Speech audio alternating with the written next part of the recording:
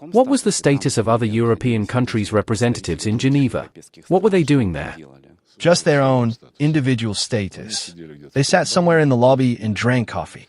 Well, probably chatting with each other. Ukrainians were meeting with them later, they briefed them, but they were not present at the negotiations.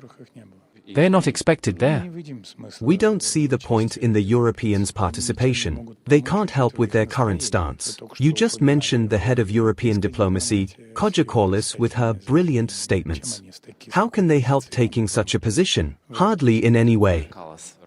Kodjakoulis revealed her demands to Russia, what we should do in her view.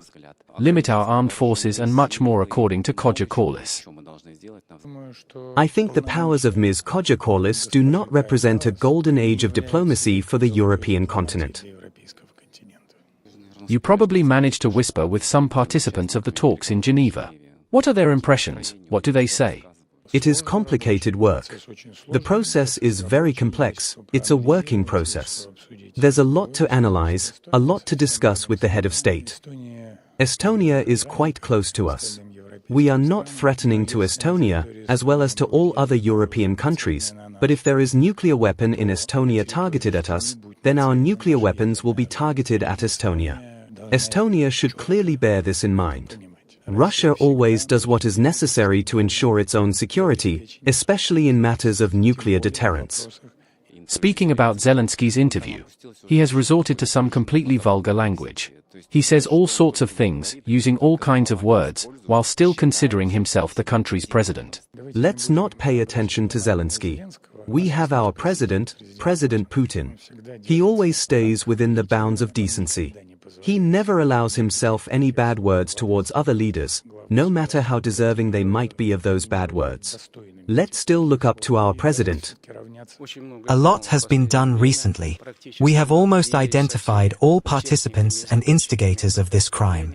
Several people have been detained. One citizen managed to flee to Ukraine. We definitely understand that the masterminds are the Ukrainian special services. And behind them are third countries. We spoke about it earlier, that Ukrainian special services operate under the supervision of Western special services. We see the British trail, foremost, here. Thus, the investigation continues. If there is any additional information, we will certainly make it public. Many have this question, can or should we act to this regime the same as they act to us and conduct some retaliatory operations? This question is very delicate. I wouldn't like to discuss it like that. Work is underway. Certainly, we do not ignore what is happening here with us, and measures needed are being taken. I reiterate, the question is very delicate, so discussing it now is probably inappropriate. We are closely monitoring the events. We will never forget and never forgive.